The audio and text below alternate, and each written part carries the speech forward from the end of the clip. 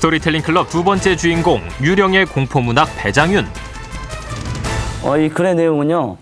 그 남자가 자신의 옛 여자의 결혼식에 참석을 하게 되고 이 남자가 이 여자의 결혼식을 멀리서 지켜보는데요.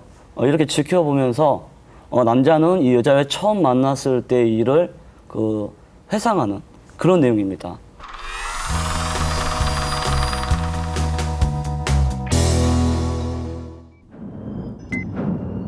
청부 살인업자에게 날아온 메일 한 통. 결혼을 앞둔 수진이란 여자가 보낸 살인 의뢰서였다. 상대는 헤어진 남자친구. 평소와 달리 호기심이 생긴 청부 살인업자, 그녀에게 답장을 보냈다. 한때 사랑했던 남자를 죽이고 싶은 이유를 알려주면 그 의뢰를 수락하겠노라고. 많은 이들의 축복 속에서 성대하게 치러진 수진의 결혼식. 남편은 부유한 집안의 외동아들로 돈과 명예 어느 것 하나 부족한 게 없는 남자였다. 그런데 아까부터 수진의 심기를 불편하게 하는 것이 있었으니 헤어진 남자친구 진우였다. 진우와 수진의 첫 만남은 2년 전 병원 옥상이었다. 직업상 부상이 잦았던 진우. 그날도 치료를 마치고 바람이나 쐴 겸 올라간 옥상에서 수진을 만나게 된 것이다. 직감적으로 여자의 자살 시도를 눈치챈 진우. 자신의 몸을 던져 수진을 구해냈다.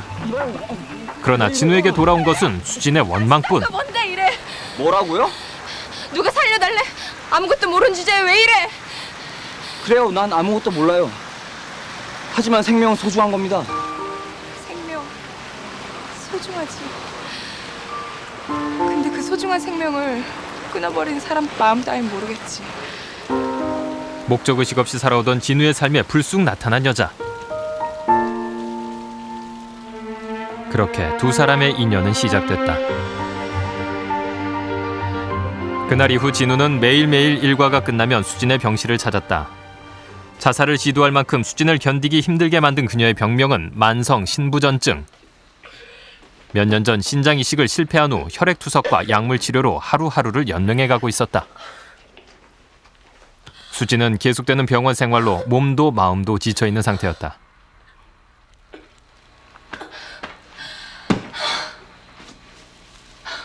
그녀가 건강을 되찾을 수 있는 방법은 또 한 번의 신장 이식뿐. 그러나 기증자가 나타난다 해도 가난한 집안 형편이 그녀의 발목을 잡고 있었다. 끝이 보이지 않는 현실에 극심한 우울증까지 겪고 있었던 수진. 진우는 그런 그녀에게 어떻게든 힘이 되고 싶었다. 그러나 그가 당장 해줄 수 있는 일이란 수진이 좋아하는 꽃을 건네는 게 전부.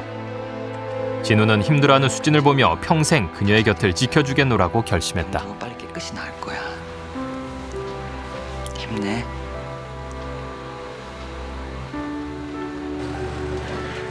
그녀에게 삶의 희망을 주고 싶었던 진우. 수진을 위한 선물을 준비했다. 그것은 바로 자신의 신장.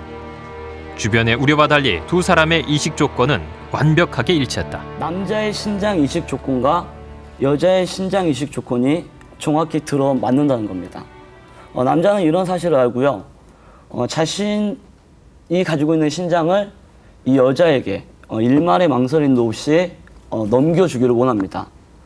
그리고 이에 필요한 수술 비용과 생활 비용까지 남자는 자신의 전 재산을 털어서 이 여자에게 전부 보태주게 되는데요. 이런 남자의 정성 때문에 이 여자는 조금씩 건강을 되찾게 되고요. 1년 후 수진은 완전히 건강을 되찾았고 진우는 그녀에게 청혼할 생각으로 반지를 준비했다. 그런 진우와 달리 수진의 표정은 어두워 보였다. 오빠, 수진아. 우리 헤어져. 청천벽력 같은 수진의 이야기에 할 말을 잃은 진우. 생각지도 못한 일이다. 다른 남자라도 생겼어? 진우는 머릿속이 하얗게 변해갔다. 능력도 있고 집안도 괜찮고 부모님도 좋아하셔. 오빠한텐 정말 미안해. 변변치 않은 직업에 모아둔 재산도 없는 진우. 자신의 초라한 현실이 차마 수진을 붙잡지 못하게 만들었다. 아니야, 괜찮아. 그녀의 행복을 위해 보내주어야 한다고 애써 자신을 다독이는 진우. 억울하단 생각은 들지 않지만 이렇게 무기력하게 수진을 떠나보내야 함에 진우는 서글픔이 몰려왔다. 태어나 처음으로 사랑했던 여자 수진이 진우의 곁을 떠나갔다.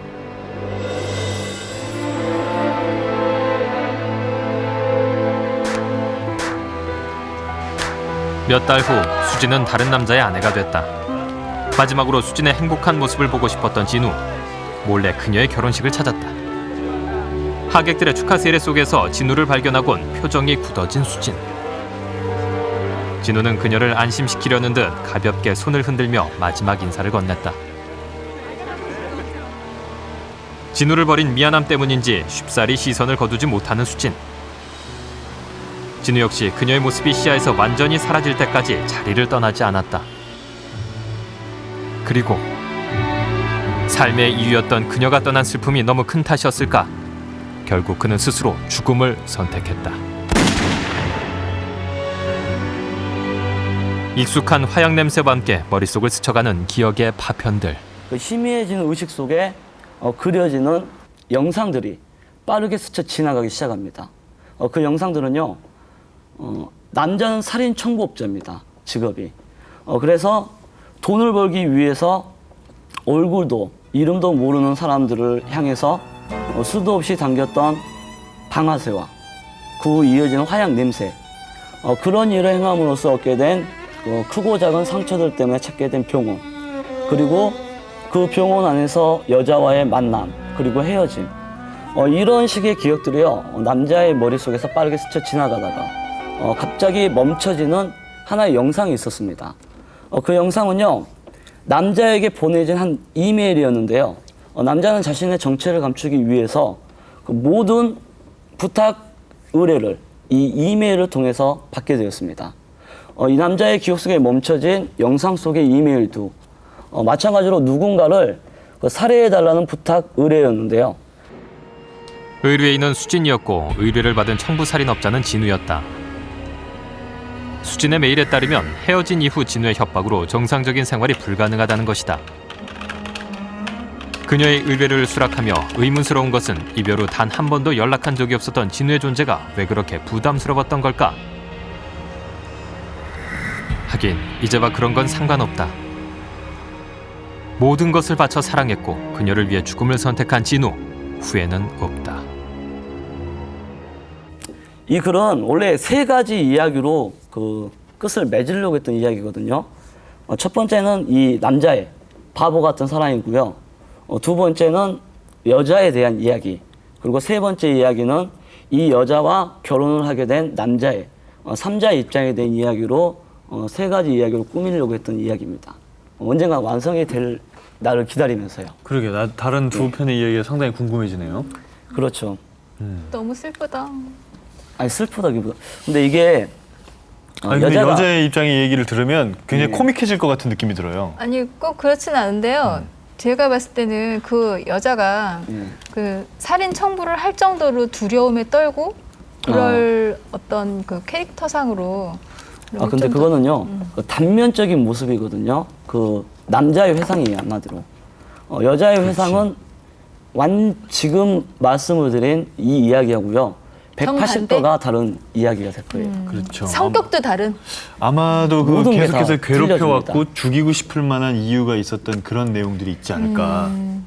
2탄, 3탄이 있다고 그러셔서 이제 정확하게 그 다 봐야 이제 전체가 잡힐 것 같아요. 근데 우선 남자 편에서의 일단 흐름만 보면 남자가 지나치게 캐릭터적으로 좀 일단 순애보적으로 설정이 돼 있어서 그 살인 청부 같은 좀 험악한 일을 하는 상황에서 만약에 이제 그런 순애보적으로 그려지려면 이 사람이 뭔가 그런 어떤 지친 일상 그리고 뭔가 거기서 그 빠져나가고 싶은 어떤 강력한 욕구 이런 것들하고 그 여자하고 만나는 시점이 이렇게 일치된다든가 그런 과정들이 조금 더 그려진다든가 아니면 그 뒤에 자기 전 재산을 바치고 또 자기 신장까지 주고 또 그러고도 죽을 수 있는 여자를 위해서 뭐 그런 어떤 흡인력의 그 어떤 동기, 계기 이런 것들이 조금씩 묘사가 되면 훨씬 더 이게 1편 자체가 하나의 완성도도 있어야 되기 때문에 그래서 그런 생각을 좀 해봤습니다.